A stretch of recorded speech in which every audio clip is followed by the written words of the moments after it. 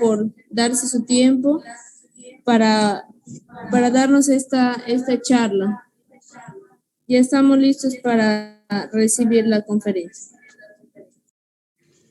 Bueno, muchísimas gracias a usted y a mi coronel Solís y a todos los cadetes y oficiales y personas que nos acompañan en este evento académico del día de hoy, habida cuenta que están ustedes adelantando la especialización o profundizando mejor, porque hablar de especialización hoy en día es casi imposible con tantos cambios que tiene la dinámica de la vida moderna y más en la vida militar. Dijéramos que están profundizando sus conocimientos en inteligencia militar y los tendrán que seguir profundizando a lo largo de la carrera, porque esta es una ciencia o una rama de quehacer militar que no tiene límites y todo el tiempo se está aprendiendo, se está mejorando, se está renovando. Como tema principal, nos han solicitado que disertemos un poco acerca de la operación Jaque y que la enfoquemos desde luego pues en los temas de inteligencia militar para ver cómo se estructuran. Pero a lo largo del ejercicio que vamos a hacer hoy nos daremos cuenta que esta operación tiene un componente integral y que no se puede dejar de lado nada del integral para ir mirando lo de inteligencia. Obviamente le pondremos mucho énfasis en los temas de inteligencia, pero pedimos también que haya una concatenación del conjunto para entender mejor cómo funcionan las áreas del Estado Mayor o de la Plana Mayor cuando es a nivel táctico, que deben ser muy coordinadas. Entonces se calificó, esta operación ha sido calificada como una operación perfecta, que obviamente a los afectados no les gustó ni les va a gustar nunca y pretenderán descalificarla, pretenderán minimizarla, pretenderán achacarle procedimientos que no son o que sí son. Lo cierto fue que se hizo y se hizo perfecto. Y eso es lo que vale al final. Entonces vamos aquí a comenzar a mirar algunos detalles, porque resulta que la inteligencia militar trabaja muy de la mano con la estrategia. Y cuando está a ese nivel de la estrategia, tiene que ver con la geopolítica y con la seguridad del Estado, ya a nivel macro, con la defensa nacional en todo su conjunto. Y quiere decir esto que tiene dos pilares muy poderosos para que la inteligencia sea fuerte, que es el comando y el Estado Mayor. No se puede concebir a un miembro de inteligencia militar trabajando para una institución sin que no esté perfectamente enlazado con lo que hace el resto del Estado Mayor. Lo que pasa es que en ciencias militares se aprende que mientras los demás oficiales, miembros del Estado Mayor, recomiendan, el oficial de inteligencia no recomienda, el oficial de inteligencia concluye. Siempre concluye cuál es la capacidad de más probable adopción del adversario. Y algo muy interesante que lo estamos viendo aquí en la pantalla, en esta ayuda, es que el objetivo de inteligencia estratégica, o sea, del máximo nivel, siempre será del más alto valor. Inclusive lo resumen hoy en día en algunas siglas o acrónimos como OAW,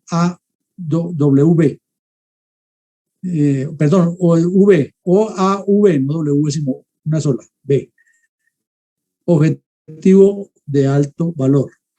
Entonces quiere decir que el oficial de inteligencia está todo el tiempo en un juego de ajedrez frente al adversario y que por la dinámica de las guerras modernas, de las guerras de insurrección, de las guerras que le han inventado un poco de nombres, que asimétricas, que híbridas. Yo les redondo mi tanta palabreja rara porque con palabrejas no se arreglan los problemas. Los problemas se resuelven con acción, con planeamiento, con ejecución y con mucha mística.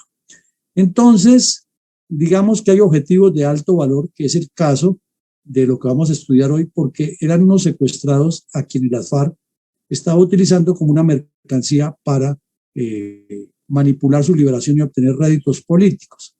Y que eso fue una operación de nivel estratégico porque se planeó al más alto nivel y con el comando y Estado Mayor al más alto nivel.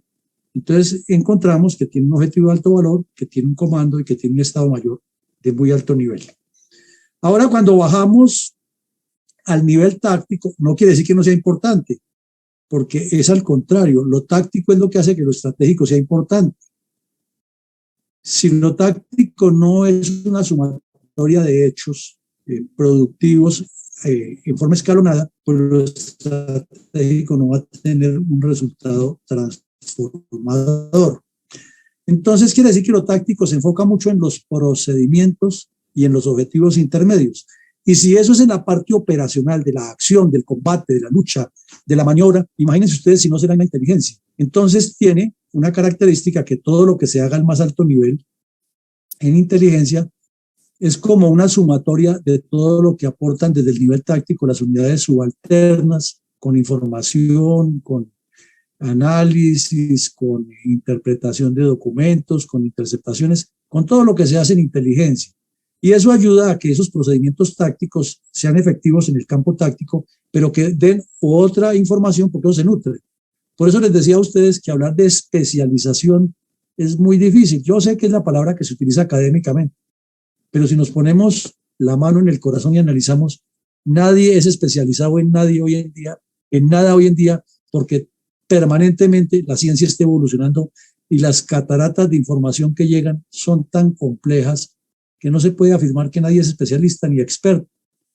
Simplemente es estudioso, diríamos más bien, sería una forma más humilde de tratarlo. Pero bueno, los medios de comunicación dicen el experto, el especialista, y eso es una cuestión ya periodística, pero a conciencia se sabe que todos los días se está aprendiendo en este y en todos los campos. Entonces vemos que para que haya una operación de un gran nivel estratégico que transforme, que parta en dos una historia, que quiebre el espinazo de un grupo adversario, se requiere que haya unos procedimientos tácticos que vayan en creciendo. Bueno, ahora miremos la inteligencia estratégica como definición. Yo sé que ustedes allá estudian definiciones y hay muchas, muchísimas, como en todas las ciencias, pero tratemos de ubicarnos en esto. La inteligencia estratégica es la recolección, interpretación, evaluación, para que se convierta en un proceso y luego se difunda una información que afecta sensiblemente a la seguridad nacional y que está muy relacionada con la proyección geopolítica de un país. Eso es a nivel estratégico. O sea, es la gran inteligencia la que está en los altos niveles del comando y el Estado Mayor, la que está en el gobierno nacional, la que tiene que ver con la seguridad de las fronteras, con la seguridad de los altos dignatarios, la que tiene que ver con todo lo que sea la subsistencia del Estado para que su seguridad le permita una proyección geopolítica cuando el Estado tiene planes y programas de gobierno que desafortunadamente en nuestro continente más bien escasean porque abundan muchos oportunistas. Pero esa es la definición y es básicamente recolectar, interpretar y evaluar dentro de un proceso para luego difundir ya una información decantada que se deduce va a afectar positiva o negativamente a la seguridad nacional y desde luego incidir en la proyección geopolítica del Estado. Ahora, ¿cuál es el propósito final de toda estrategia? Pues de toda estrategia el propósito final es derrotar la estrategia del adversario. Parece que se nos fue la señal, se nos fue la pantalla.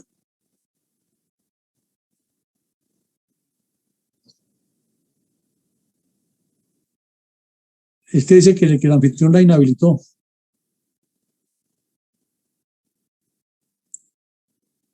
Mi coronel, por servicio se podría proyectar de nuevo que hubo un problema con el audio, que quise corregirlo y se cerró la pantalla. Entonces voy a ver si la toma. ¿Está compartiendo otra vez? Sí, mi coronel, ya está. Bueno, entonces les decía que la estrategia es derrotar la estrategia del adversario. No es simplemente eliminar el adversario. Y entonces pongámonos a pensar lo que ya hemos dicho en este pequeño recorrido.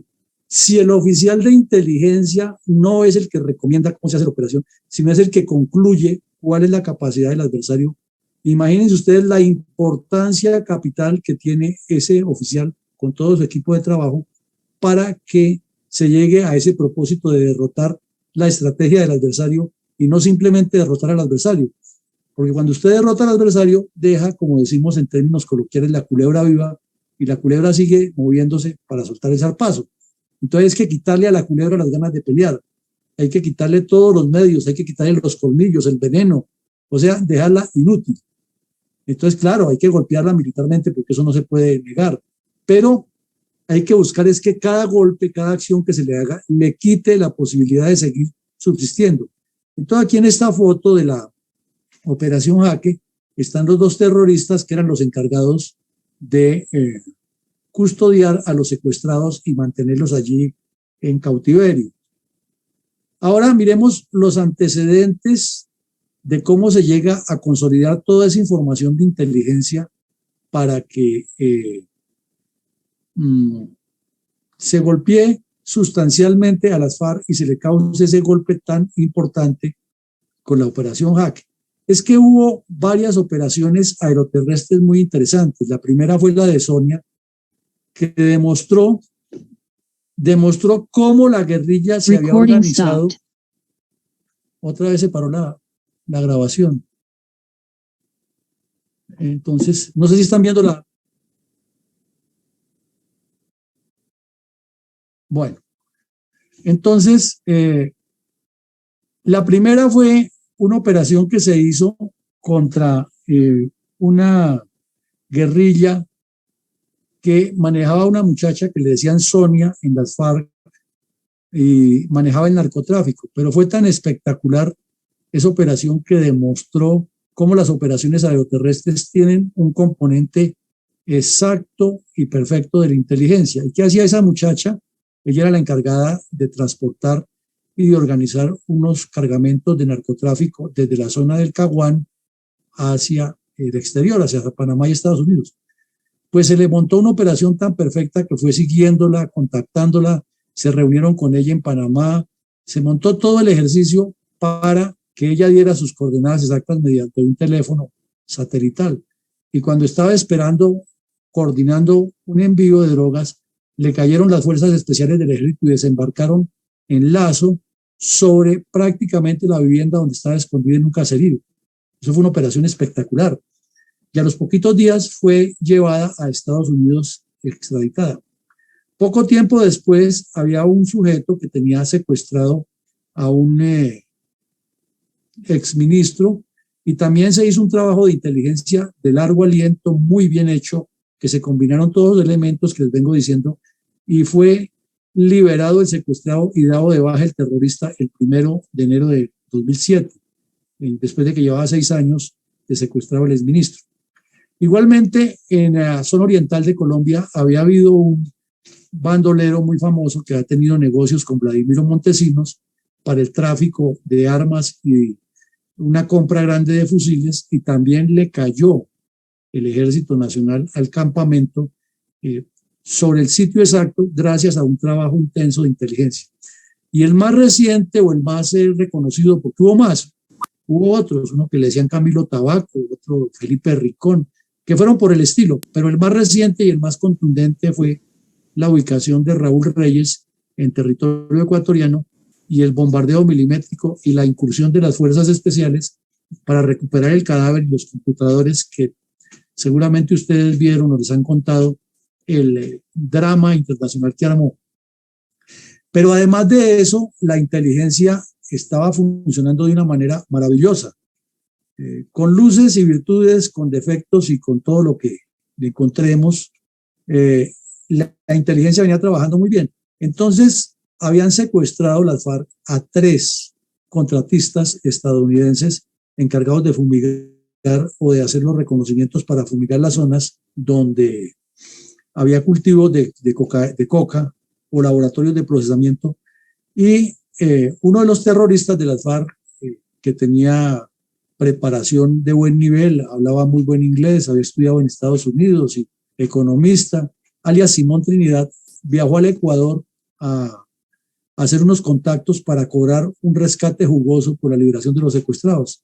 Y lo que no contaba el señor Trinidad es que ya la inteligencia colombiana en asocio con algunos buenos elementos de la inteligencia ecuatoriana, lo estaban siguiendo y cuando estaba allá lo capturaron y luego lo trajeron a Colombia y fue extraditado a Estados Unidos, ya que una corte lo pedía por narcotráfico y por estar metido en el secuestro de los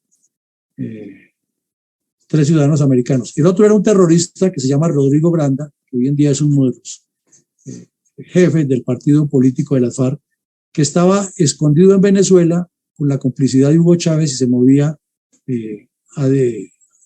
movía con sus cómplices, y entonces estando allí el señor Granda se le montó una trampa, se le hizo un negocio grande de narcotráfico en el cual iba a ganar mucho dinero, y para no capturarlo en Venezuela y no generar una disputa internacional, pues entonces se le citó a la ciudad de Cúcuta, que es fronterizo con Venezuela y ya es en Colombia. El sujeto mordió el anzuelo y ahí le echaron mano y fue traído a Bogotá. Entonces, la inteligencia venía demostrando muchas cosas. La otra es que la concubina del cabecilla que estaba encargado del que vimos ahora en la foto anterior de César, que era el jefe principal, y este era el segundo cabecilla, uno que le decían Gafas.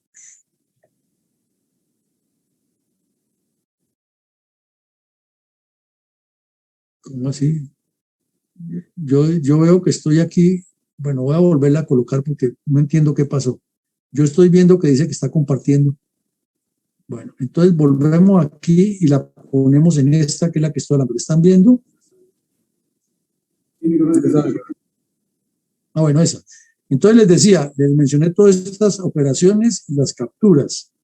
Ahora vemos que vino la captura de Doris Adriana. Entonces les decía que a Doris Adriana era la concubina, la compañera sentimental de este bandido, el tal César, que era el jefe de la cuadrilla que tenía secuestrados a los 15 que había que liberar. Y este era el segundo y era el más agresivo contra ellos. Entonces esa muchacha, la Doris Adriana, fue capturada, pero de una manera muy inteligente. Se le permitió viajar al exterior. No, corrijo. Se localizó. Vamos a precisar las cosas para no enredar la información. Se le localizó y se supo todo lo que ella estaba haciendo y estaba viajando al exterior buscando la forma para que la embajada de Estados Unidos le diera la visa para viajar a Miami a comprar unos teléfonos satelitales con el fin de dotar a los cabecillas de las FARC de esos teléfonos. Entonces la inteligencia colombiana se comunicó con la embajada de Estados Unidos y le contó lo que estaba haciendo la muchacha, que si le daban la visa para que viajara, y viajó. Entonces ella viajó, hizo todas las vueltas, las gestiones, de paso dejó al descubierto unas cuentas que tenían y otras cosas. O sea, se le dejó hacer lo que tenía que hacer para que diera más información. Y cuando estaba de regreso en Colombia, la agarraron. Entonces, con todas esas pruebas y con toda la información, pues no le quedó otro camino que hablar. Entonces, a partir de lo que ella habló, se guardó el secreto absoluto de lo que ella estaba haciendo. No se contó nada de lo que ella había dicho, sino simplemente la noticia. Se capturó una guerrillera más de las FARC. Eso fue la noticia en ese momento. Y ustedes entenderán que en esa época, que la guerra estaba tan abierta con las FARC, que se capturara un guerrillero, eso no era noticia. Eso era, por ahí lo publicaban los medios, a menos que se tratara de alguien muy importante. Pero una muchacha, Doris Adriana, nunca se dijo que era la mujer del cabecilla. Una guerrillera más que se capturó y listo. Pero ya se ha trabajado, sobre todo se ha conseguido la información. Y el otro muy importante que cayó es un terrorista que ha sido el encargado de cuidar a los secuestrados o de mantenerlos torturados, y que se estaba moviendo entre Venezuela y Colombia. Y venía haciendo una actividad muy intensa de trabajo en Venezuela para entrar ya a la parte urbana, porque por la edad ya no tenía las mismas habilidades para moverse en el monte. La captura de este sujeto también fue definitiva porque soltó mucha información. Entonces, de esas 4 informaciones, una la manejó el ejército, las 3 primeras las manejó el Ejército Nacional y la última la manejó la policía. Y pues lógico, para articular toda esa información saldría mucho más.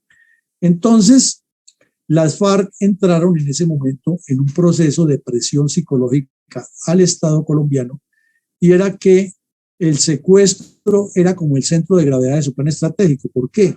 Porque estaban diciendo que esos secuestrados, a quienes les habían encontrado un altísimo valor político, había que negociarlos de tal suerte que ellos soltaban a los secuestrados y el Estado colombiano liberaba de la cárcel a todos los terroristas que estaban presos, que eran una cifra grande, eran como 1.500, si no estoy mal. Era una cifra bastante gruesa, bastante grande. Entonces el gobierno del presidente Uribe no podía jugar a ese show, porque lo que querían los terroristas era que, paralelo con eso, se estableciera una ley de canje en que cada vez que se capturara a un bandido, entonces ellos secuestraban a un militar y proponían, o a una persona de cierta importancia, y proponían el canje, y se iba a volver eso eterno, mientras los gobiernos procomunistas del continente les daban un estatus de beligerancia. Entonces ven ustedes el altísimo nivel y el grave riesgo que tenía eso, y era permanente el show que montaban de que los secuestrados los liberaban, que hacían unos viajes con un poco de personas que nunca se supo quién las financiaba, pero se supone quién era que lo financiaba. Parece que hay un micrófono abierto ahí, no hace eco. Entonces, nunca se supo quién los financiaba, pero se supone quién era el que los financiaba, y era la propaganda más atroz y permanente en contra del gobierno del presidente Uribe Vélez. Inclusive, la mamá de Ingrid Betancourt encabezaba muchas actividades en contra del gobierno colombiano, como si el gobierno fuera el que la hubiera secuestrado. Y Hugo Chávez, Rafael Correa,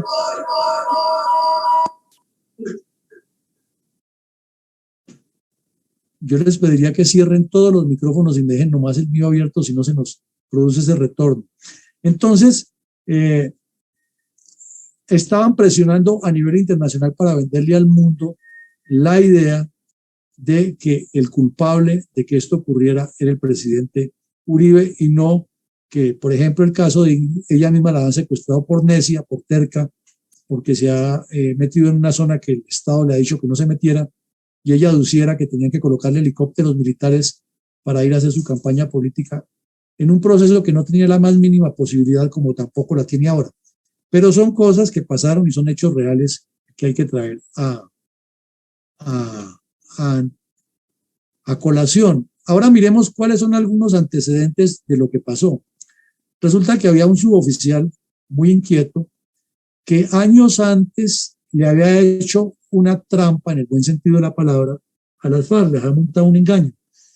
Y era que el señor tiene unas habilidades que son de cada persona, ¿no? Que eso es lo importante de saber cuando uno tiene mando, emplear a las personas con ciertas habilidades. Entonces, ¿qué habilidades tenía este suboficial? Él tenía la habilidad de imitar voces, como esos humoristas que ustedes ven a veces en televisión o en la radio, que le imitan la voz al presidente, al ministro. El suboficial tenía esa habilidad y además era miembro de inteligencia y trabajaba en los equipos de inteligencia técnica. No fue que lo pusieron ahí por eso, sino todas son circunstancias que se van desarrollando.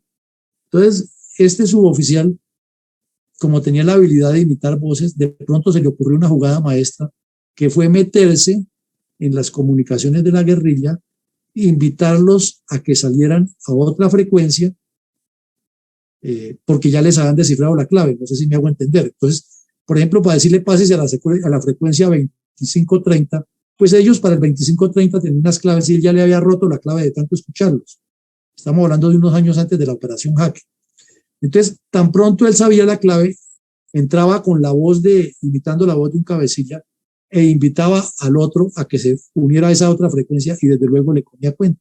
Entonces comenzaba a manipularlos, y luego al otro cabecilla también le imitaba la voz y lo engañaba.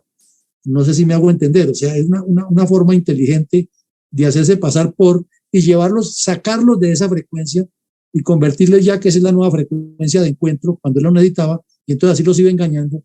Y el primer engaño que les hizo fue convencerlos de un desembarco de unas armas en determinado sitio, y los guerrilleros llegaron felices, su avión con armas en Arauca, como con 20 fusiles, y cuando aterrizó la avioneta, de una vez les cayó el ejército que estaba escondido en los alrededores de la pista y les quitó todas esas armas. Fue el primer golpe que él dio, pero suele suceder, señores, señoritas, señoras, que en las fuerzas militares nosotros nos acostumbramos a que ese día a día nos hace olvidar muchas veces de las personas que tienen esas habilidades. Y él siguió su carrera, ascendió a sargento primero, y nadie más le volvió a mencionar eso, y él tampoco, pero él sí seguía con esa inquietud. Entonces, cuando estuvo allí en esa actividad de inteligencia, otra vez ya no era de nivel táctico, porque esto que les cuento de las armas de Arauca lo hace a nivel batallón y brigada, pero como va ascendiendo él en la carrera, cuando llega ya a un nivel más alto, pues tiene ya acceso a otras unidades de inteligencia ya técnica y de mejor nivel, con equipos más refinados, y además porque el tiempo ha pasado, la guerra ha crecido en Colombia, las fuerzas militares se han dotado con equipos más modernos, y todo eso va sucediendo como de manera paralela. Entonces, ya estando ahí, hizo algún trabajo pequeño y logró que se golpeara 2 campamentos de las FARC. Sin embargo, como que se tomó eso, como suele suceder en las fuerzas militares, como que eso es parte de lo que él tiene que hacer, y ya. Entonces vino la tercera acción positiva de este señor, es que Hugo Chávez comenzó a presionar que había que liberar a Ingrid Betancourt y había que liberar a otros, y que su gobierno estaba dispuesto, y un show terrible montando era la legalización de la guerrilla y toda la satanización contra el gobierno de Uribe. Y el presidente Uribe, muy sagaz, ya había descubierto cuál era la intención de Chávez. O sea, Uribe, sin ser agente de inteligencia, sabía cuál era la capacidad de más probable adopción de Chávez, y entonces optó por ponerle a la señora Piedad Córdoba, que era muy amiga de él, de enlace para supuestamente liberar a los secuestrados, pero lo que se quería era buscarles el punto donde dieran, como dicen los que le dan el dedo al loro, para que diera la patica. Y la dieron. Entonces se hizo un trabajo buenísimo, era que Hugo Chávez estaba desesperado porque tenía que viajar a París a reunirse con Sarkozy, y el presidente Sarkozy estaba muy interesado en su reelección y quería presentar que Francia era la que liberaba a la señora Betancourt, que se convirtió en un dolor de cabeza sin ser una persona muy especial, pero la convirtieron por medio de la publicidad como si estuvieran liberando al mismísimo Jesucristo. Entonces, como ya se sabía que Chávez estaba esperando las pruebas de supervivencia, que eran unos videos, unos testimonios, unas fotos de los secuestrados, se logró interceptar la comunicación. Esto es un trabajo de alta filigrana, no van a creer ustedes que es que eso se logra así porque sí, que no es sino prender el escáner y ya se cogió. No, eso es un trabajo de seguimiento, de mucha disciplina, de trasnocho, de tener persistencia, hasta que se detectó que la señora que traía las pruebas con otro tipo se encontrarían aquí en Bogotá en un restaurante público, y cuando estaba entregándole las pruebas le cayó el cuerpo técnico de investigaciones de la Fiscalía con el Ejército, todos de civil, y los capturaron ahí en pleno restaurante con las pruebas en la mano. Entonces el presidente Uribe de una vez las publicó en los medios de comunicación y le desbarató todo el show que tenía montado Chávez. Entonces Chávez comenzó a amenazar que era que el presidente Uribe era enemigo de la paz, y ya todo lo que ustedes imaginan. Luego resulta que una de las secuestradas, que era la compañera de trabajo de Ingrid Betancourt, quedó embarazada, y estando allí embarazada nació un bebé que era hijo de un guerrillero, naturalmente, con que tuvo su relación la secuestrada. Y entonces el bebé se lo quitaron a la mamá y se lo entregaron a unos campesinos, miembros de las FARC, naturalmente, de las redes rurales de las FARC.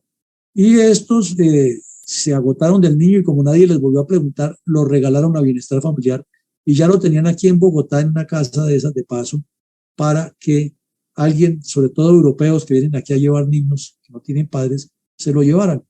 El presidente Uribe alcanzó a detectar, la inteligencia militar alcanzó a detectar, por análisis que hacía gente como este sargento, de coger toda esa numeración, todas esas claves que pasaban, y es que es interesante saber, la guerrilla no era que pasaba el mensaje ya con números en clave que se entendía, no, sino que tenía otra especie de clave que era de interpretación.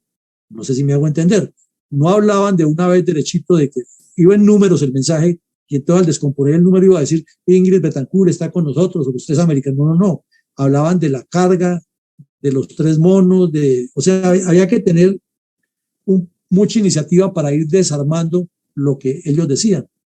Entonces, se logró establecer que el bebé estaba ahí y en qué sitio estaba. Entonces el presidente Uribe, atendiendo la recomendación de los mandos militares y de la inteligencia no armó el escándalo, sino que le puso una vigilancia discreta al centro y le dio personalmente la orden a la directora de ese centro que ese bebé no entraba todavía en ningún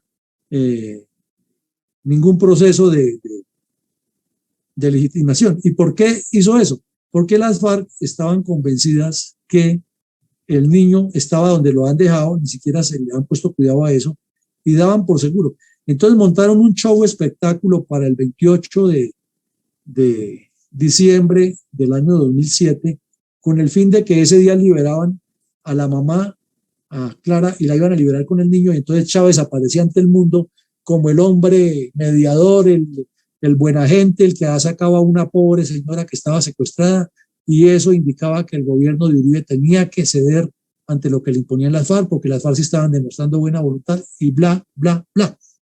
Pues resulta que ya sabía Uribe que no iban a poder mostrar el muchacho porque el niño estaba en Bogotá, y las FARC tampoco han hecho el seguimiento claro en qué parte estaba.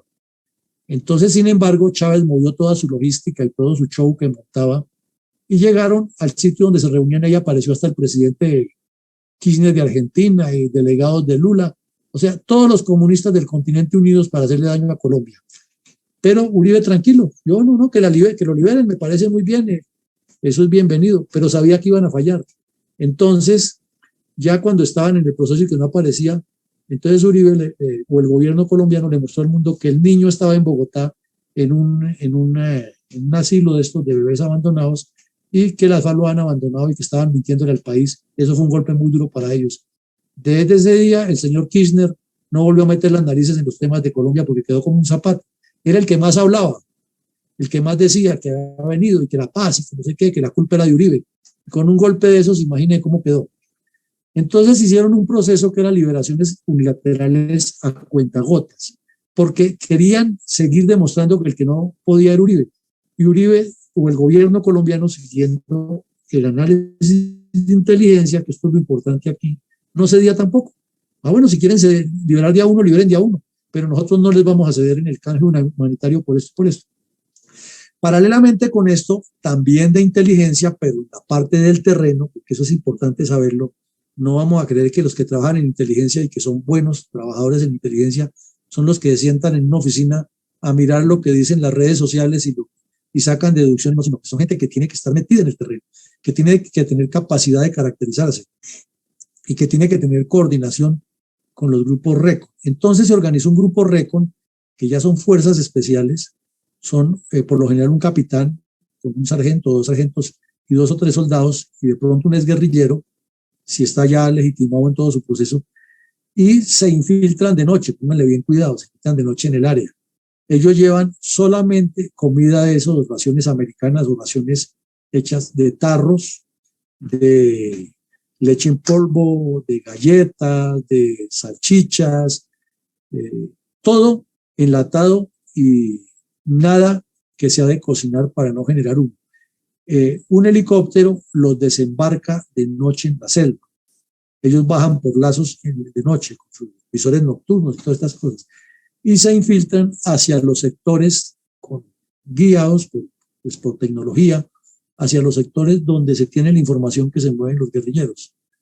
Entonces, en una de esas llegaron a un campamento donde estaban todos los secuestrados. Ahí estaban los americanos, estaban los policías, los soldados, y este grupo RECON los observó, les tomó las fotografías, estaban armados, ellos podían haber actuado, pero eran 6 contra un grupo de 60, 70 bandoleros, pues no tenía razón de ser, y hubieran asesinado a los secuestrados. Entonces tomaron las fotos, mostraron el contorno general, y en esos días el presidente Uribe llegó y dijo, los vimos en una quebrada a la orilla de un río bañándose, no dijo nada más.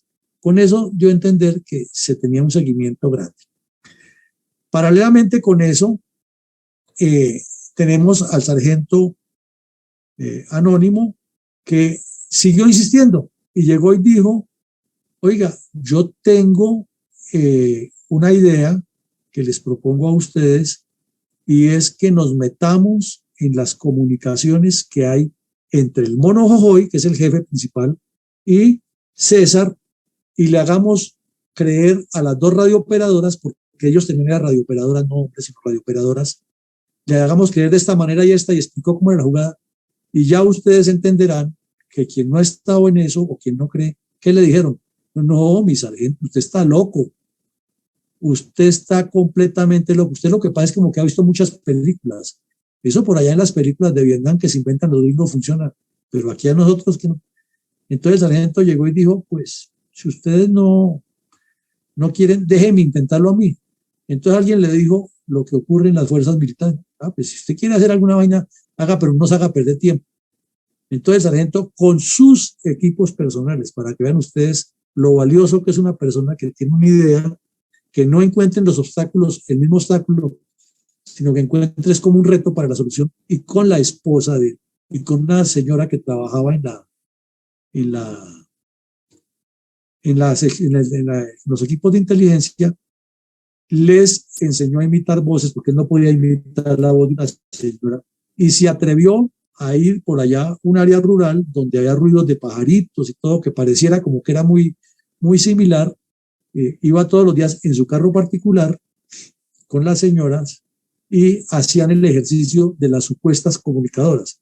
Entonces, en un momento, una real hablaba con la contraparte que era irreal, y luego la otra irreal hablaba con, si me hago entender, hacían un ejercicio y se iban dando los mensajes, y montó una cosa también montada que parece como de película, de ficción, al punto que el señor César, que era el que tenía secuestrados a los 15 personas, quedó absolutamente convencido que era un mensaje tan secreto que por eso se han salido de la frecuencia normal y que lo manejaban allí, y que la instrucción era que siguieran manejando lo otro en público como si normal. Entonces, cuando César hablaba realmente con el mono Jojoy, pues le daba el reporte de lo que era, y el mono Jojoy cuando hablaba con César le daba el reporte cómo era, porque las dos radiooperadoras estaban tan engañadas que creían que las cosas eran así, y que se manejaba únicamente entre ellas. Una cuestión muy bien orientada, y finalmente convencieron a César de que se alistara, como efectivamente se alistó,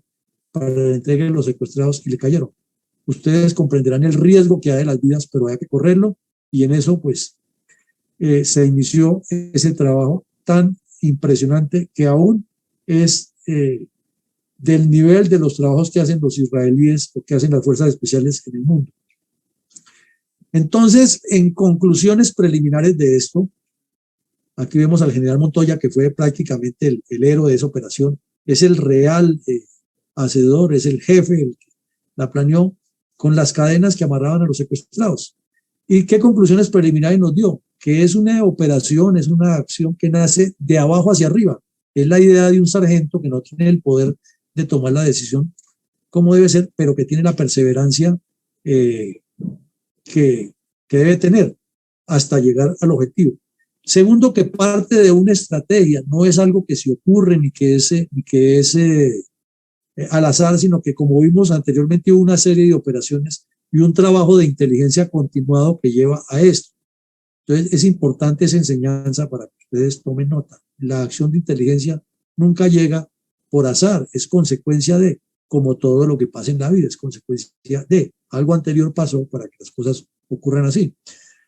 Lo otro es que la persecución que se le hacía al mono Jojoy, que fue una persecución militar muy intensa, incidió muchísimo en eso, porque el mono Jojoy tampoco podía estar quieto como antes estaba acostumbrado, que era un gordo, barrigón, escandaloso, fanfarrón, y sin ningún escrúpulo para asesinar a quien fuera y para traficar droga y para cometer 1000 delitos. Ya no tenía esa tranquilidad porque estaba el ejército encima de él. Entonces no podía pasar más de 2 o 3 días en un campamento porque ya le caía el ejército ahí o lo tenía cerca. Entonces esa persecución tampoco le permitía a él estar muy encima de la comunicación, sino que todo lo pasaba por medio de la radiooperadora, y eso facilitó, o sea, una circunstancia de lo que estaba viviendo el mono Jojoy, más lo que estaban viviendo los secuestrados, facilitó que se engañaran las dos radiooperadoras y terminaran haciendo lo que la inteligencia quería. También se suma la persistencia tanto del sargento como de las tropas que la buscaban, porque no vamos a creer que la preocupación de este general no era tan grande, que todos los días lo llamaba el presidente de la República y lo llamaba el embajador de Estados Unidos: general, ¿qué pasará con los secuestrados? ¿Será que tenemos una información más exacta?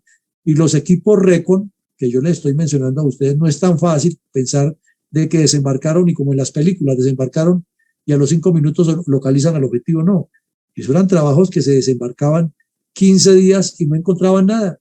Y otra vez sáquelos con la misma metodología y meta a otro equipo para que hágale y nada que se encontraban. Fue un trabajo de mucha persistencia de todos los implicados.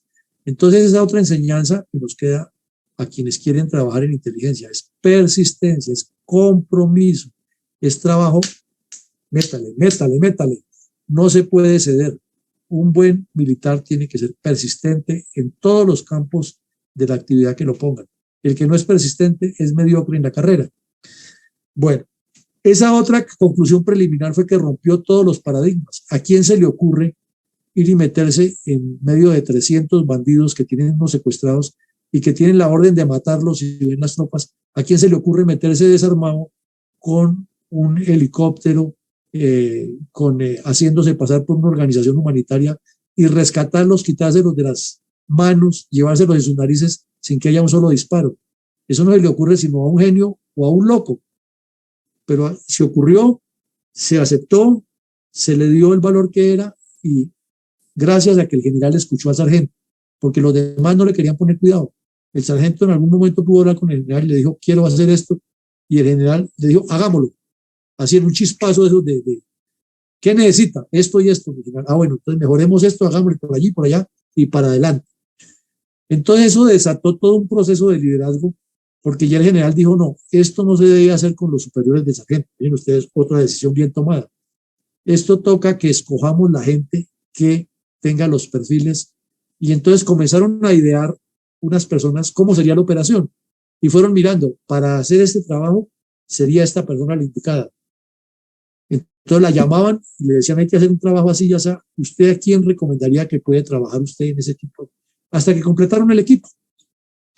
Y luego vino un ejercicio de coordinación permanente, de ensayo, de que va, que viene, que venga, que pinte esto, que haga lo otro, que usted tiene que hablar inglés, que usted tiene que... Todo eso se ensayó, se requete ensayó, pero algo muy importante aquí en todo lo que hemos venido hablando, secreto, compromiso, pacto de honor. No puede abrir la bocota antes de que se haga nada, porque si llegan a matar a uno solo, usted abrió la boca y usted es el responsable, y usted también puede ser uno de los muertos. Así de grave era el compromiso. Entonces se aceptó ese compromiso y se le dio en síntesis un gran valor a la creatividad, al ser humano. Luego ya vimos aquí lo que decíamos, que con los radios se creó un falso Jojoy, se creó un falso César, y estas dos operadoras terminaron dependiendo de lo que hacía aquí la central de monitoría. El gráfico es elemental y sencillo, parece fácil, se requiere mucha disciplina, se requiere tener mucho ingenio en la cabeza, porque las dos señoras tenían idea de inteligencia, pero no ese nivel, y todo estaba en manos de ellas, y no podían tener tanta gente al lado para no generar las sospechas, porque ellos lo que hicieron fue buscar cerca donde hubiera una antena de esas de telefonía celular que está montada en un área rural, y subían todos los días disfrazados con el uniforme de la empresa, haciéndole creer a los campesinos de la región que estaban en mantenimiento. Y entonces los campesinos los saludaban, y los campesinos siempre son muy atentos, que en qué les podemos apoyar, que si les provoca un tintico, que si les provoca un fresquito. No, tranquilo, tranquilo, nosotros llevamos todo aquí, es que lo que estamos haciendo allá es unas pruebas de seguridad, y entonces pues eso tiene como cierto secreto, les pedimos de favor que no nos acompañen hasta allá, más bien a la bajada, si nos tienen el almuercito, si nos tienen el tinto, el café, se los recibimos, y lograron de esa manera evitar que los campesinos se acercaran allá a ver qué era lo que estaban haciendo.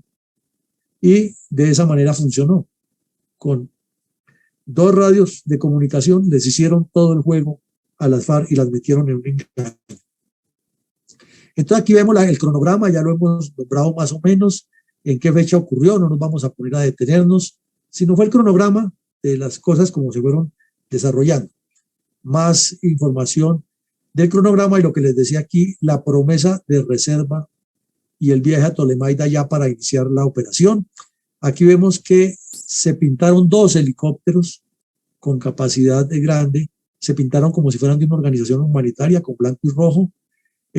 Antes se le dio la orden a César de alistar la carga, o sea, la supuesta operadora del Mono Jojoy le dio la orden a la operadora real de César de que alistara la carga y como el cuento, nada de hablar nada de esto con nadie ni conmigo mismo, porque para eso hicimos esta frecuencia alterna y para eso, entonces afortunadamente los tipos mordieron el anzuelo.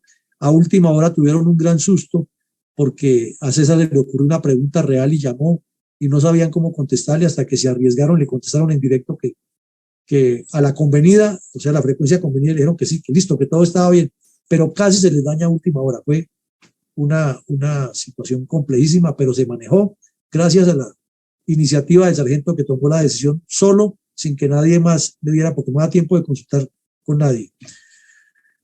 La maniobra, entonces se hizo un desplazamiento en los dos helicópteros hasta una zona, municipio Puerto Rico Meta, como ubicado como a una 40 minutos de distancia, una hora de donde se sabía que estaban los secuestrados.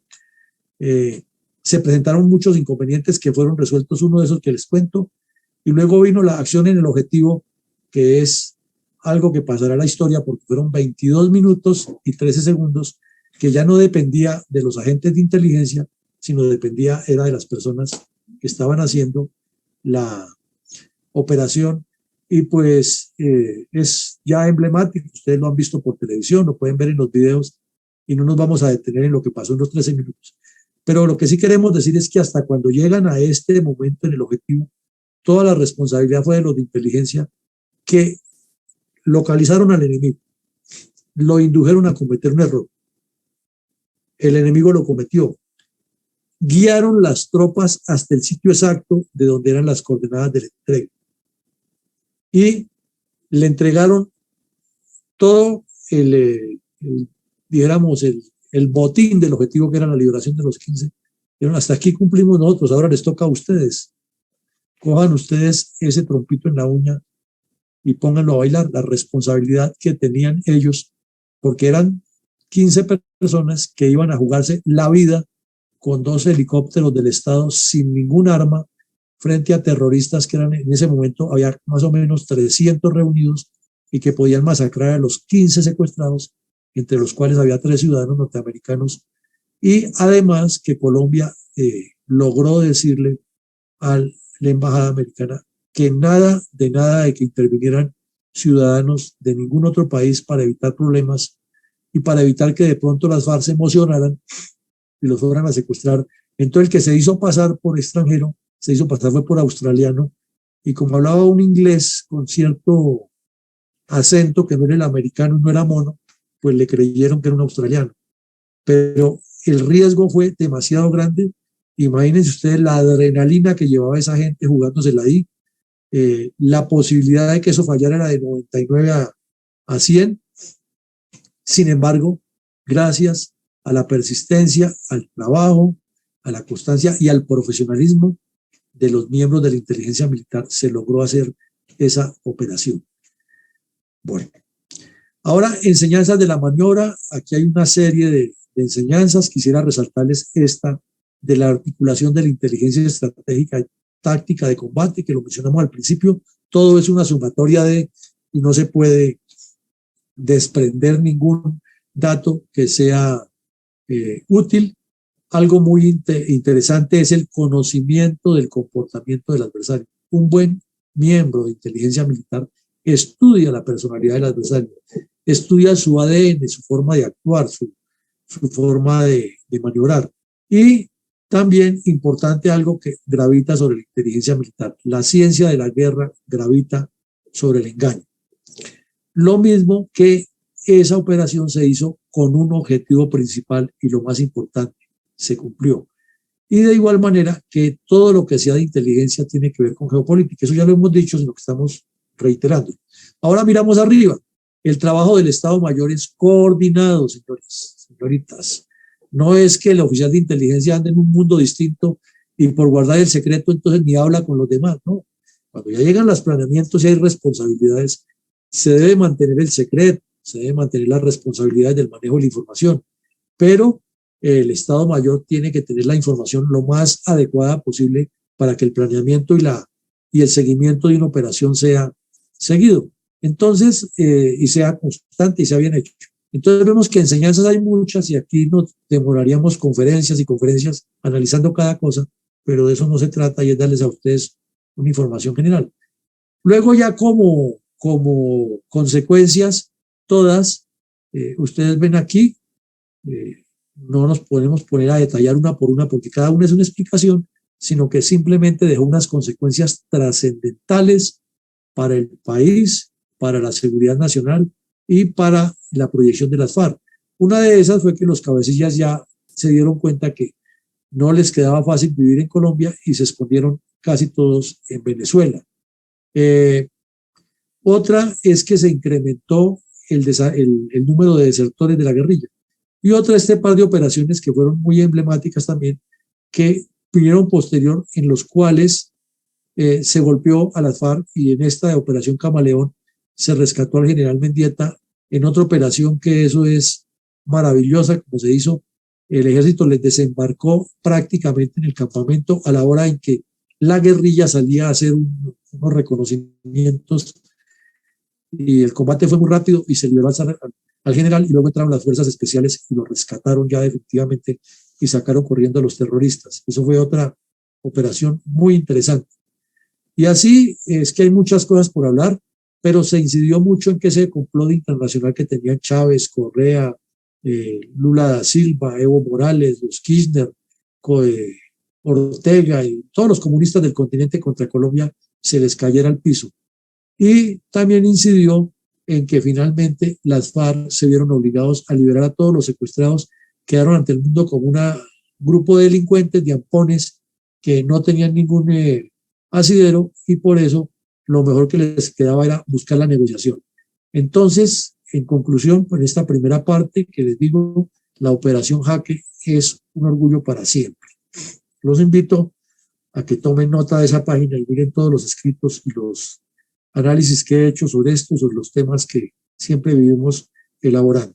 Ahora vamos, señores, a mirar aquí otra pequeña presentación que tengo aparte, que es relacionada también con la operación Jaque, de otros aspectos que son para ustedes importantes, que es esta. Vamos a ver, la cerramos aquí un momentico y la abro con ustedes para compartírsela. Sí, es esta.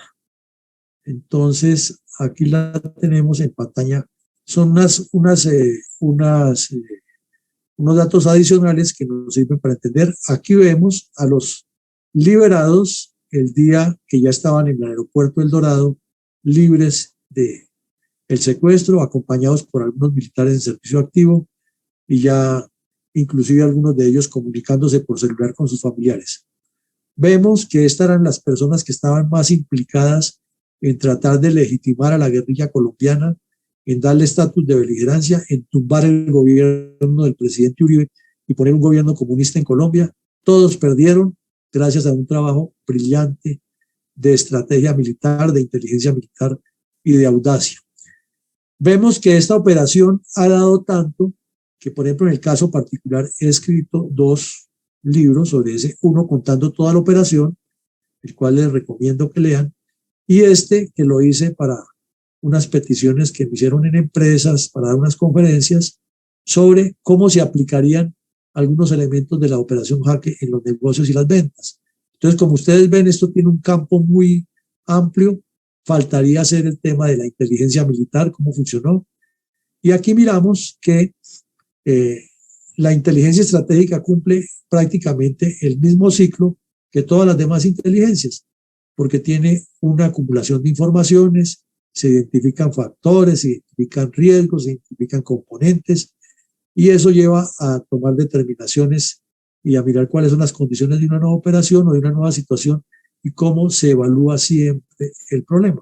Esto es cíclico, es un trabajo que de muchas maneras se maneja, cada país o cada escuela tiene sus formas de presentarlo, pero finalmente conduce a los mismos procedimientos y al mismo ejercicio.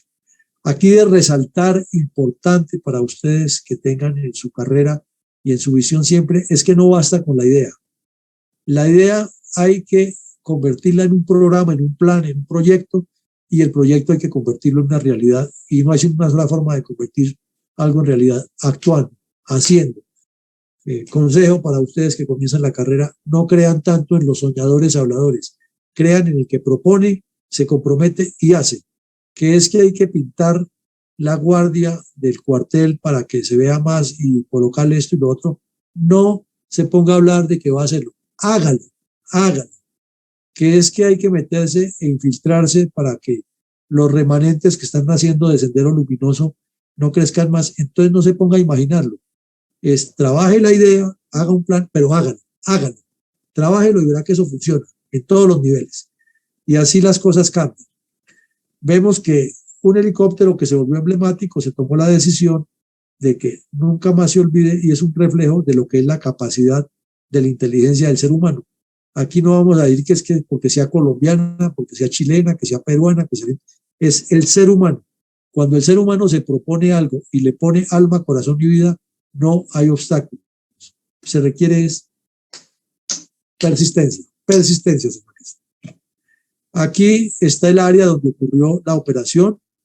Vemos que es un sitio dentro de la geoestrategia colombiana muy importante, en el centro oriente del país, muy cercano realmente a la capital. Lo que pasa es que la geografía es la que lo hace ver muy lejos, que es una zona que está llena de ríos, que es selvática, que era el sitio ideal para que los guerrilleros se escondieran, y que era un sitio específico al que había que guiarlos y había que hacer un análisis muy correcto del terreno para evitar que los helicópteros hubieran podido fallar o que quedaran muy lejos de la base de aprovisionamiento, o que las tropas que se tenían de refuerzo, que era el plan B, en caso de que fallara, pudieran entrar rápido a la zona y evitaran una tragedia mayor. Entonces vemos que es un análisis muy grande y un trabajo de inteligencia en todos los sentidos muy completo. Con eso llegamos aquí a el análisis de cuáles fueron los componentes esenciales para que esa operación fuera exitosa. Primero, la creatividad y la imaginación, acompañadas, nunca se les olvide, de la persistencia y la acción. No sacamos nada con tener en nuestras escuelas de formación a Einstein, a magos que son excelentes contestadores de exámenes, que siempre sacan 100 sobre 100 o 98 sobre 100 y adelantan a todo el mundo notas académicas, pero les entregan una escuadra de soldados para que le hagan el mantenimiento a un casino y se enredan organizando los soldados. Entonces necesita gente que tenga esa imaginación, ese talante, esa inteligencia, pero que también tenga la capacidad de ser decidido y actuar cuando tiene que actuar, y muy creativo. No solamente la inteligencia para contestar exámenes en las aulas, sino la inteligencia para entender los fenómenos y actuar alrededor de las respuestas que se necesitan. Segundo, la audacia, porque esto requiere mucha audacia, mucha audacia acompañada de decisión. No es fácil hacer lo que estos señores hicieron. Imposible tampoco, pero no es fácil. Hay 3 principios de la guerra que seguramente ustedes los estudian en su escuela o les ponen otros nombres, pero son los mismos para todos los ejércitos y fuerzas militares del mundo: seguridad, sencillez y sorpresa. Lo bueno, si breve, 2 veces bueno. Una operación entre más sencilla y con más responsabilidad implica menos pasos y menos coordinaciones y menos trabas burocráticas, y quien se compromete la hace o la hace. No tanta escala o cadena de mando que aparece siempre el mediocre que le pone las trabas a las cosas y no las deja andar, sino acción, personas responsables directos y resultados. La sorpresa, dicen los que saben de táctica, anula o reduce la capacidad de reacción del enemigo. Y la buena sorpresa la dan las tropas cuando sus equipos de inteligencia, sus asesores de inteligencia, les han hecho un trabajo de inteligencia tan perfecto que llevan a que golpee al enemigo donde menos lo espera y cuando menos lo espera.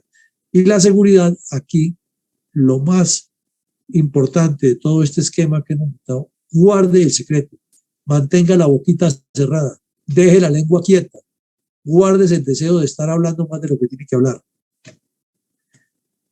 Lo otro, el conocimiento del ADN del adversario, conocerle todos los detalles, y para eso se necesitan personas acuciosas como ese sargento que se especializó hasta en imitarle las voces y que estaba pensando todo el tiempo en cómo los llevo a un engaño, cómo hago para que mi ejército pueda golpear a estos bandidos antes de que ellos golpeen a mi ejército.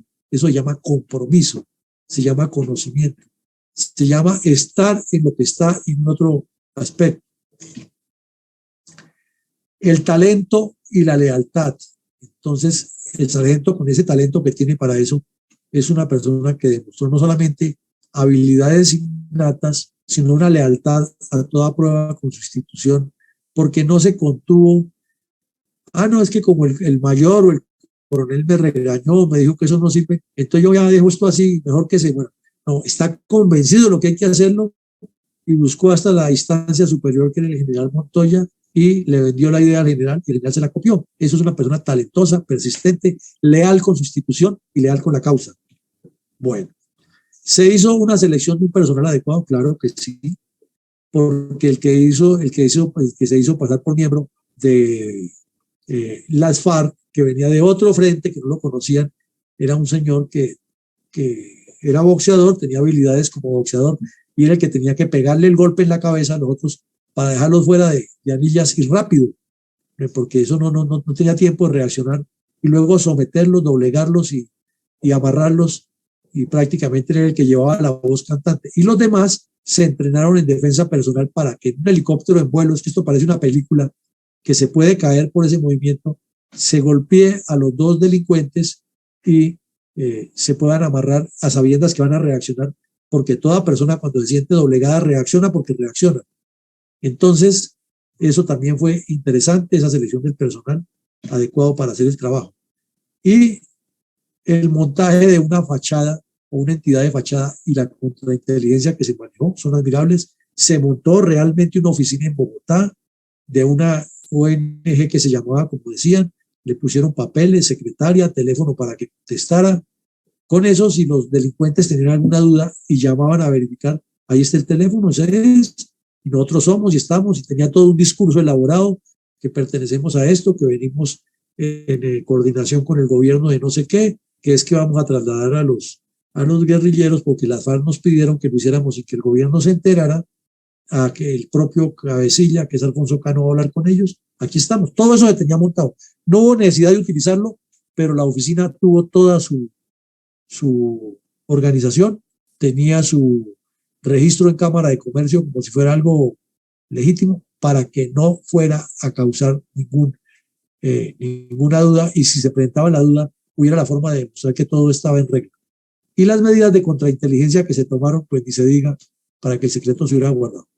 Y por último, salta a la vista coordinación, señores. Coordinen.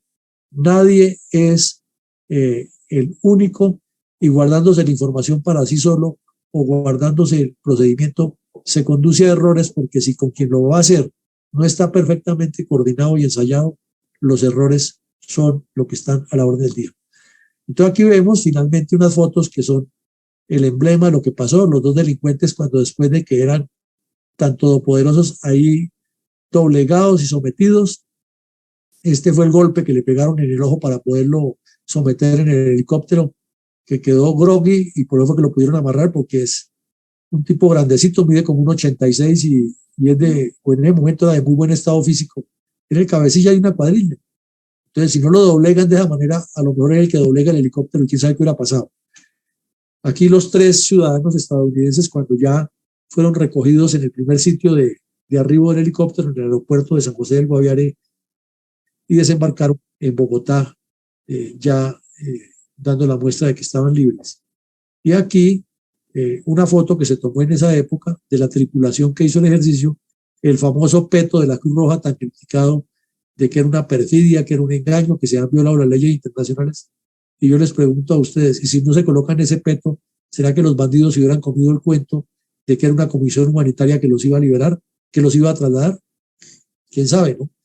Aquí vemos la foto en la finca donde pernoctaron la noche anterior y cómo tuvieron el trabajo de cubrir todo eso con tela camuflada para que el helicóptero no fuera visto desde el aire ni en reconocimiento de nadie o fuera atacado por la noche, porque como no podía dormir, no podía pernoctar en un cuartel, tenía que ser en una finca, y ahí pues había posibilidad de que hubiera guerrilla o grupos irregulares, entonces tenía que taparlo completamente y tener el cuidado de que no se les fuera a quedar ninguna tela de esta en el helicóptero al ir a recoger a los secuestrados, porque donde los terroristas vean esa tela, pues imaginan que es tela militar. O sea, tantas medidas, tantas coordinaciones, había que tener un planeamiento muy minucioso y unos comandantes como que no podían tener nada escrito, porque no podían llevar nada escrito, sino en la cabeza un paso a paso mínimo. No podían hablar por radio, no podían hablar por teléfono, porque se podía destapar la operación, se podía, sino todo eran claves muy concretas, es decir, como si fuera un vuelo normal, un vuelo de helicópteros normales. Entonces ven ustedes que aquí hay un montón de actividades que dejan enseñanzas. Con esto llego al final, mi coronel Solís, y esperamos que los cadetes hayan quedado por lo menos interesados en lo que les habla.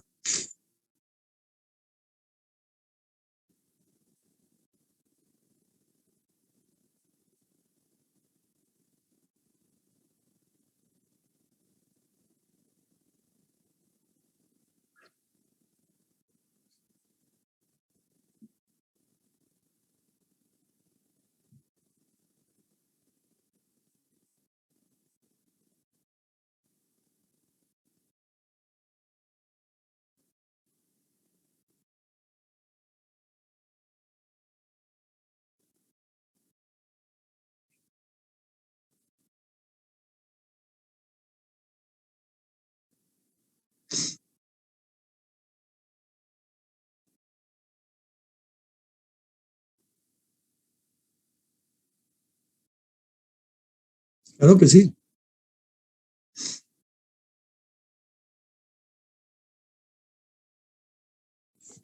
Mi coronel, buenos días. Buenas tardes. Eh, si bien es cierto, la operación Jaque fue una operación exitosa y se logró todo lo que se estaba planeando.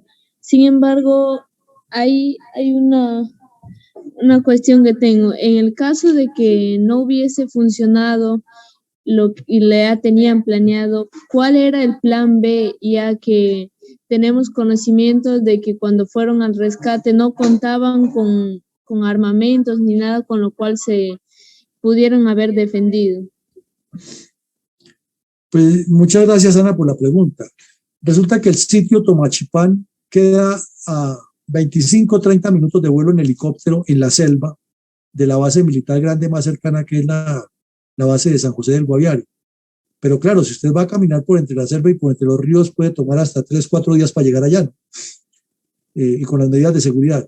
Entonces lo que se ha previsto era ir colocando unas tropas no tan cerca del lugar donde estaban los bandoleros, porque si no, pues se hubieran detectado, pero sí dijéramos que en unos sitios cercanos y tener en la ciudad de Villavicencio, que está como a una hora en vuelo de helicóptero de ahí, toda una flota de helicópteros lista para viajar a los diferentes puntos donde estaba la tropa preparada para embarcarlos y luego descargarlos cerca de donde estaba previsto el rescate, donde hubiera fallado, como usted lo prevé. Lo que había que tener mucho cuidado era que no fueran a asesinar a los secuestrados, porque hubiera sido un fracaso total. Ya nos había pasado, le ha pasado al ejército, que tratando de liberar al gobernador de Antioquia, los terroristas los asesinaron a todos, y lo mismo ocurrió con unos diputados del departamento del Valle, que eran 12, y los terroristas asesinaron a 11 en el momento que creyeron que el ejército los iba a rescatar. Entonces aquí era de mucha más responsabilidad, había unos compromisos internacionales muy grandes, había un compromiso con el país que no quería más fracasos, entonces fue una decisión que se tomó de esa manera y las tropas estaban a cierta distancia, listas para que los embarcaran en el helicóptero y los acercaran más hacia el sitio con el fin de hacerles un cerco táctico, desde luego corriendo muchos riesgos. Gracias, mi coronel.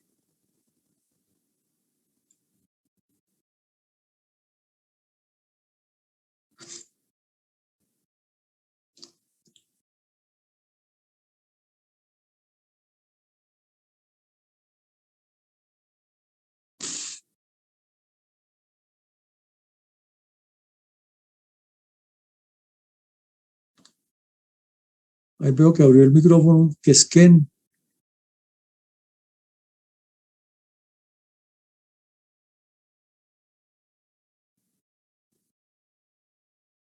Mi coronel, buenas tardes. Buenas tardes.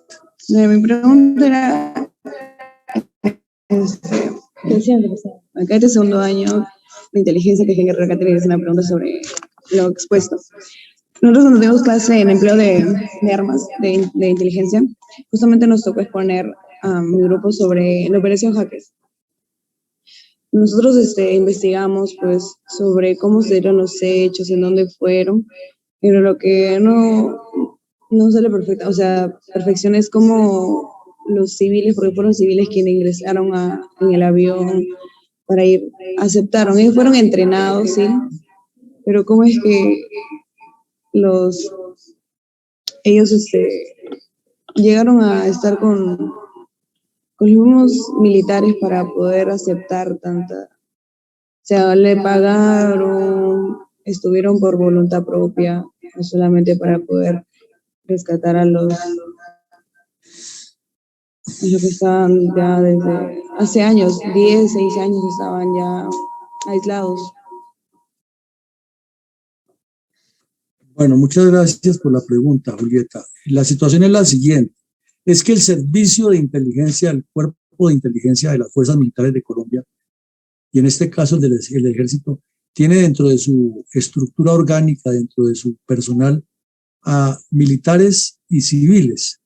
Y esos civiles son agentes de inteligencia que se contratan y tienen su sueldo, tienen todos sus derechos pensionales como cualquier funcionario público del Estado. Y ellos trabajan en unas actividades muy importantes de altísima responsabilidad. Por ejemplo, cuando se trata de infiltrar organizaciones urbanas, ellos logran contactar a los miembros de la guerrilla y en algunos casos se hacen pasar por guerrilleros y participan en reuniones y participan en actividades de esas. Otros trabajan en la parte de análisis en las oficinas, pero tienen ciertas habilidades que aprovechan para eso.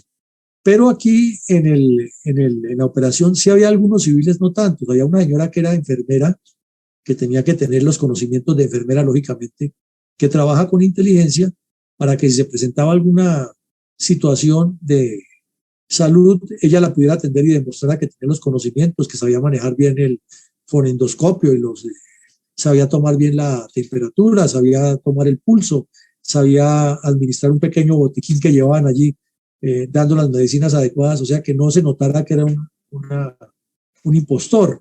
Pero la mayoría eran miembros de las fuerzas militares. El que se hizo pasar, como le digo, por un guerrillero de otro frente, llevaba una camiseta del Che Guevara y todo eso, era un sargento del ejército que era campeón de boxeo y por eso lo escogieron. Entonces sí hubo alguna combinación de algunos externos, pero la mayoría eran militares.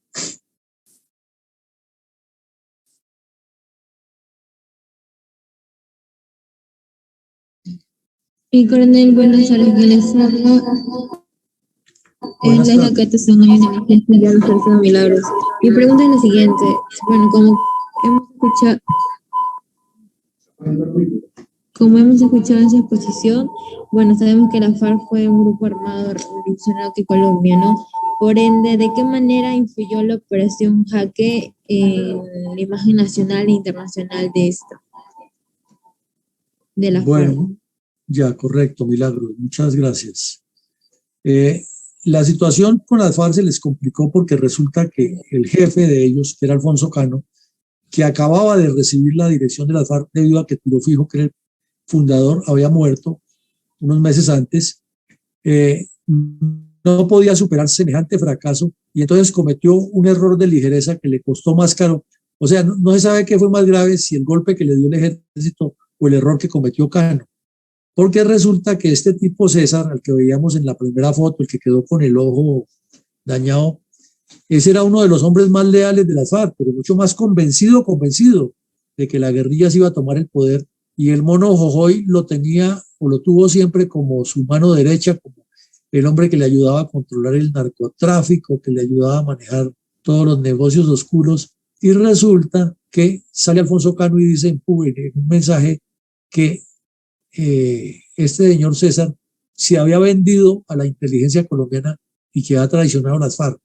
Eso cayó como un balde de agua dentro de la guerrilla por dos razones. Una, porque sí hubo unos que creyeron y se dividieron y comenzaron a pensar que entre ellos estaban traicionando, que de pronto había un César en cada cuadrilla. Entonces vinieron enfrentamientos internos que condujo a deserciones y a conflictos entre ellos. Y dos, a que los que conocían realmente a César y sabían que lo que le pasó fue un engaño porque cayó en una trampa bien montada, había fallado era por ingenuo o por creer en la trampa, y que habían andado con él mucho tiempo, que habían estado en combates, que sabían la calidad de compañero que era César desde el punto de vista subversivo, pues entraron en una discordia total con él. Señor Cano, dijeron, no, pues es que este tipo, haciendo el parangón, como mencionaba ahora el coronel Solís, de personas que hacen análisis de estos temas sin ni siquiera haber prestado el servicio militar, pasaba lo mismo en las FARC. El señor Cano era muy famoso y muy conocido porque era muy hábil para hablar, para organizar, para transmitir línea política, pero nunca demostró haber estado en ningún combate. Entonces los guerrilleros que estuvieron en muchos combates con César sabían que César era un tipo valiente, que era un tipo que enfrentaba el combate y que ir a decirle a los demás guerrilleros del resto de las FARC que era un traidor, pues era como si lo estuviera traicionando a ellos. Entonces el pensamiento de ellos era, si Cano traiciona a uno de los mejores jefes y lo pinta como una persona desleal con nosotros, ¿qué estará pensando de nosotros?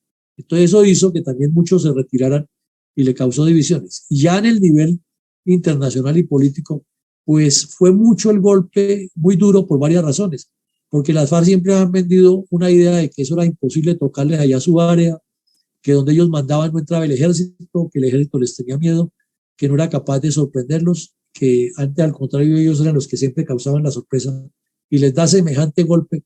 Ahí sí, como decimos los colombianos, ¿cómo les quedaría el ojito?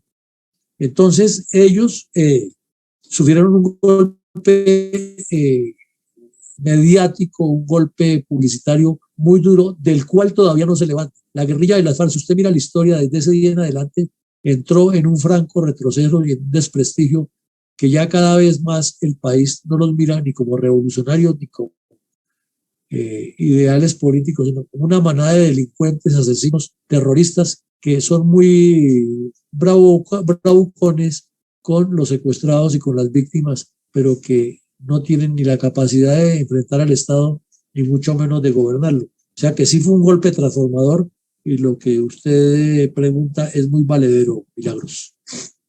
Mi coronel, buenas tardes. El que les habla el cadete de segundo año de inteligencia, Rimanachí Montesa Brandon Lee. Tengo una duda acerca de que la operación Haken fue una operación, como usted dice, perfecta, y más o menos, para que una operación sea perfecta, ¿cuál fue el presupuesto que el gobierno le dio económicamente al sistema de inteligencia colombiano? En lo que es la Pues fachada. mire, sí. En lo que es la fachada, no sé, el implemento de lo que son el hackeo de la radio, como también habló, el empleo de radios y todo eso. Bueno, mire, no tengo una cifra exacta, pero es que hay muchas de las tareas que hicieron fue con medios propios. Por ejemplo, lo de traer a los miembros, no se contrató a nadie externo, sino todo fue externo, o sea, no hubo costos ahí. Lo de la pintura de un helicóptero, que tiene que ser muy bien hecha, no sé cuánto valdría, pero eso vale sus buenos millones de soles para que quede perfecto.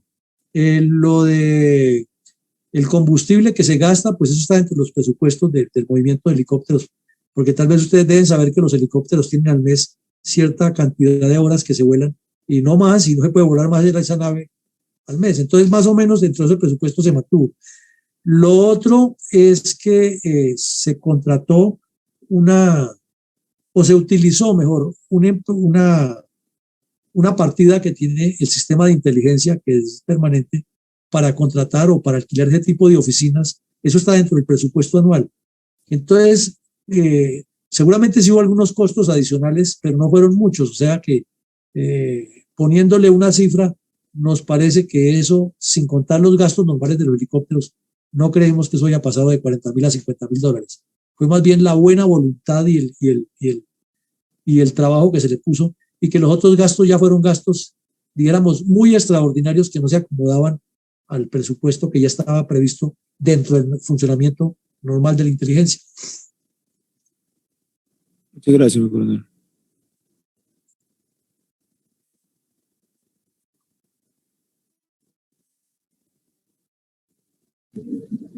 Mi coronel, ¿qué tal? Muy buenas tardes. Buenas tardes. Quería comentar sobre una pregunta que tengo. Quiero saber exactamente qué violaciones de derechos se ocurrieron en la operación Jaque. O sea, no, pues violaciones al derecho internacional no hubo ninguna, hubo una falta que siempre se la criticaron, que es haber utilizado el peto de la Cruz Roja, uno de los asistentes, para darle más la forma de que era una organización humanitaria. Y como ustedes ven, al helicóptero en ningún momento se le colocó el emblema de la Cruz Roja, que es el que se le coloca siempre con la vena y la Cruz Roja, pero como esto era una operación secreta, y desde luego la Cruz Roja nunca iba a estar de acuerdo, pues ni se le consultó, ni se utilizó en el helicóptero. Pero para darle la forma de la credibilidad, una sola persona lo llevó asumiendo ese riesgo. De resto no se tiene conocimiento de nada. La guerrilla sí pues estaba violando todas las leyes, tenía gente secuestrada, los estaba torturando, estaban armados dentro del territorio colombiano. Eh, Se sabía que podían actuar contra quienes eh, eran los miembros de las fuerzas militares y se descubrían y actuar era asesinarlos. Pero ese es el único lunar que dijéramos que tuvo. Pero si lo miramos en contexto, ¿qué hay perfecto en la vida? Nada, todo tiene un pequeño detalle que no le llega a la perfección.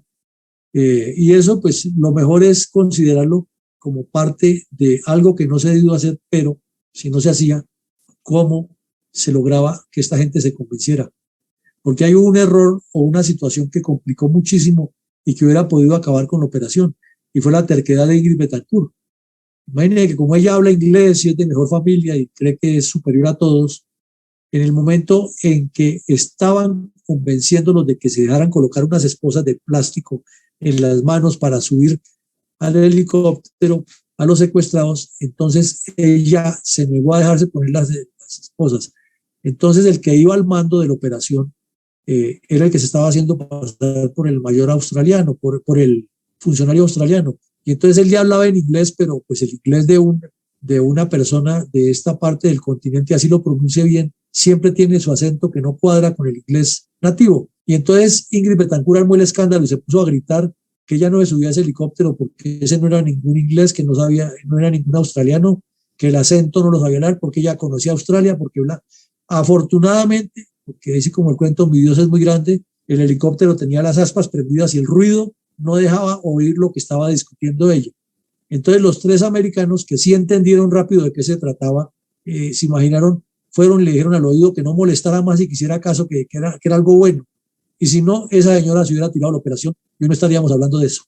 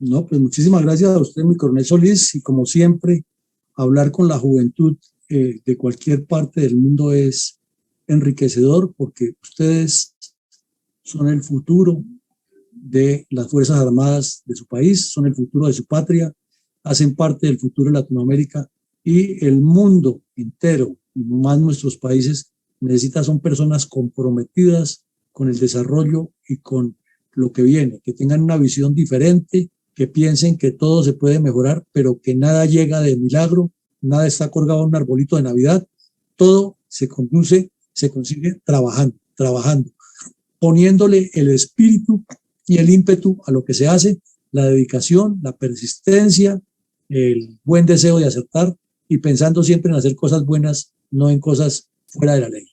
Pues muchísimas gracias y les deseo a todos una feliz tarde y que sigan estudiando y que pronto se gradúen como oficiales del Ejército del Perú.